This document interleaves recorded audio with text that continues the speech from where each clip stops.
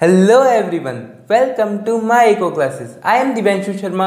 आज की वीडियो में अपन कवर करेंगे merits and demerits of mode.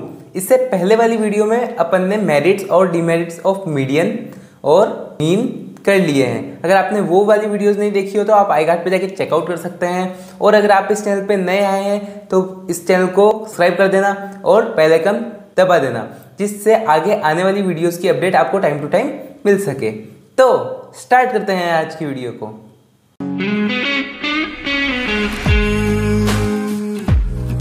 Start करते हैं अपन मेरिट्स ऑफ मोड से, मतलब मोड्स के क्या क्या मेरिट्स है, उसके क्या क्या अच्छी बातें हैं, उसके एडवांटेजेस है, ये अपन स्टार्ट करते हैं। देखते हैं इसको।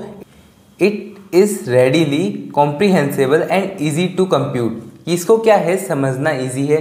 जैसे ही अपन ने मीन में देखा था और मीडियन में देखा था कि उनको समझना इजी है और कैलकुलेट करना भी इजी है, वैसे इसको भी समझना और कैलकुलेट करना इजी है।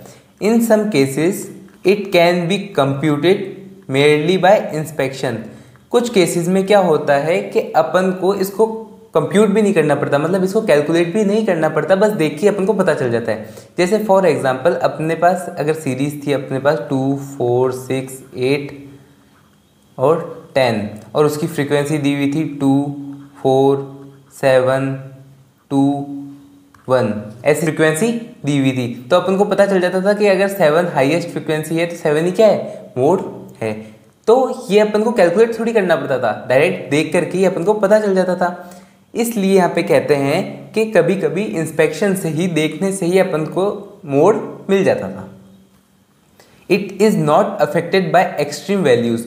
ये एक्सट्रीम वैल्यू से अफेक्ट नहीं होता। जैसे अगर यहाँ पे मान लो 10,000 अगर अपन ने लिख दिया और उसकी फ्रीक्वेंसी 1, 2, 3 ऐसे कुछ भी अपन ने लिख दी, बाकी ये चूज उसी को ही करेगा जिसकी हाईएस्ट फ्रीक्वेंसी है। समझ गए इस बात को? ऐसे ये एक्सट्रीम वैल्यू से अफेक्ट नहीं होता है।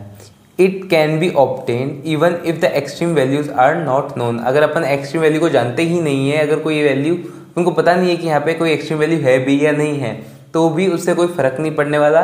जो हाईएस्ट फ्रीक्वेंसी वाला होगा वो उसी को ही उठा लेगा। फिर अपन बात करते हैं mode can be determined in distribution with open classes. मतलब अपन इंक्लूसिव सीरीज से, ओपन एंडेड क्लासेस या फिर ओपन क्लासेस मतलब इंक्लूसिव सीरीज, जिसका एंड कैसा होता है 0 to 9, फिर 10 to 19, फिर 20 to 29, ऐसे मतलब ये L2 और नेक्स्ट रो का L1 सेम नहीं होता है। तो ऐसी सीरीज में भी इसको कैलकुलेट करना पॉसिबल है, कैलकुलेट अपन इसको कर सकते हैं।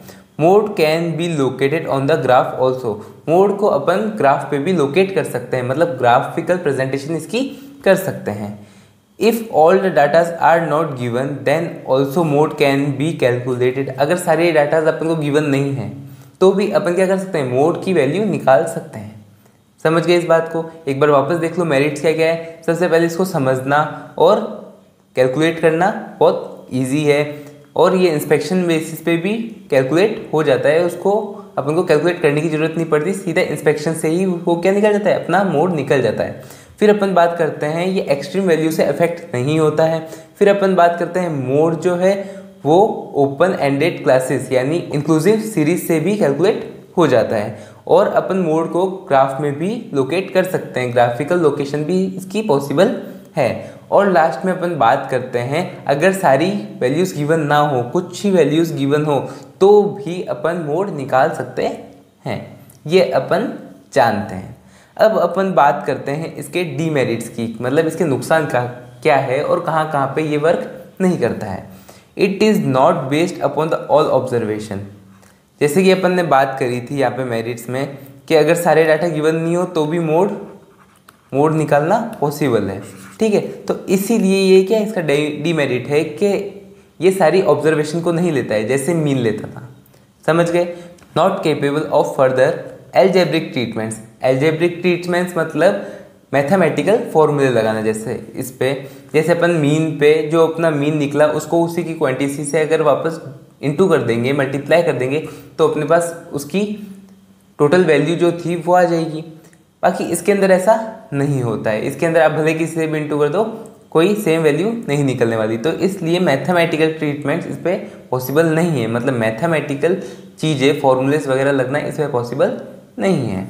फिर अपन बात करते हैं कॉम्प्लेक्स प्रोसीजर ऑफ ग्रुपिंग, मतलब जब अपन इंस्पेक्शन मेथड से नहीं निकाल सकते तब अपन ने देखा था अपन को क्या मेथड यूज़ करना पड़ता था, ग्रुपिंग मेथड यूज़ करना पड़ता।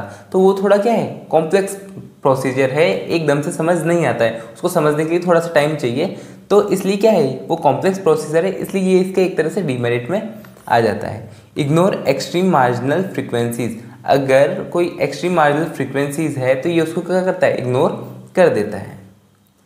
When the frequency of all items in a statistical series is identical, अगर जैसे सीरीज दी हुई है x की 2, 4, 6, 8, 10 और इसके अंदर उसकी फ्रीक्वेंसी दी हुई है 5, 7, 7, 7, 6, ऐसे फ्रीक्वेंसी दे दी है। तो ये जब आइडेंटिकल फ्रीक्वेंसी होती है इसके अंदर इसको क्या होती है, डिफिकल्टीज होती है।